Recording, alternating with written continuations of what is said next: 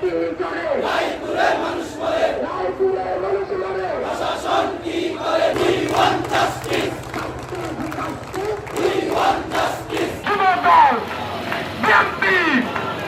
দিতে চাই 26 সাল পর্যন্ত আসার পিছনে আমাদের অনেক পরীক্ষা ত্যাগ তিতিক্ষা আছে, নজরানা আছে। কেউ যদি মনে করে আমাদেরকে হত্যা গুম করে দমিয়ে দিতে, আমরা এখানে বলে দিতে চাই, হুঙ্কার দিতে চাই, ছাত্র শিবিরকে তো মেনে যায় না। কেউ যদি চিন্তা করে এই চিন্তা ব্যর্থ চিন্তা, ব্যর্থ স্বপ্ন।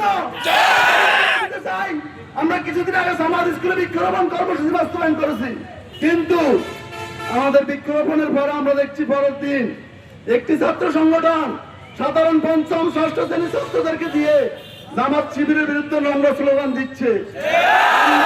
বলে দিতে চাই, আমরা সময় নিয়েছি, আমরা প্রশাসনের দিকে তাকিয়ে আছি, আমরা শিক্ষা প্রতিষ্ঠানের কর্তৃপক্ষের দিকে তাকিয়ে আছি, তারা কি সিদ্ধান্ত নেয়।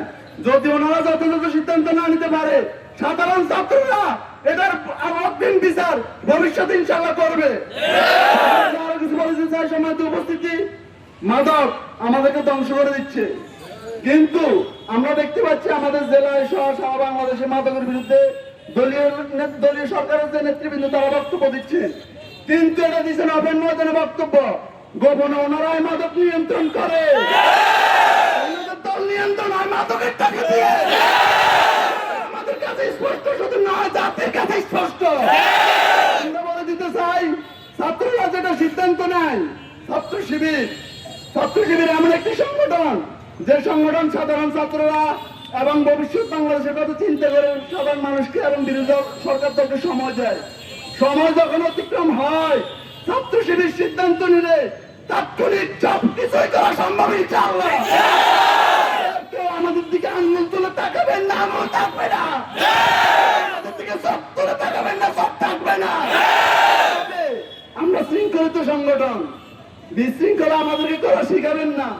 আমরা যেরকম শৃঙ্খলায় সেরা, আদেশ আসলে আমরা বিশৃঙ্খলায় সেরা। উপস্থিতি, আমরা বলে দিতে চাই, শান্ত বাংলাদেশ শান্ত থাকুক, তবে সবাইকে নিয়ে শান্ত থাকুক। আমরা বলে দিতে চাই, শান্ত বাংলাদেশ শান্ত থাকুক, প্রশাসন নিয়ন্ত্রণ থাকুক। আমরা সুরের আর দেখতে চাই না। প্রশাসনের সকল কর্মকর্তা, মিডিয়া ব্যক্তিদেরকে, পাশাপাশি আমাদের জনশক্তি ভাইদেরকে ধন্যবাদ জানিয়ে, অনেক কষ্ট হয়েছে সাধারণ মানুষের, আমরা এই কষ্ট থেকে দুঃখ প্রকাশ করছি। তবে রাষ্ট্রের ভবিষ্যৎ বিষয়টা পরিকল্পনা চিন্তা রেখে আমরা একটু কষ্ট দিয়েছি। সবাইকে ধন্যবাদ। আসসালামু আলাইকুম রহমতুল্লাহ।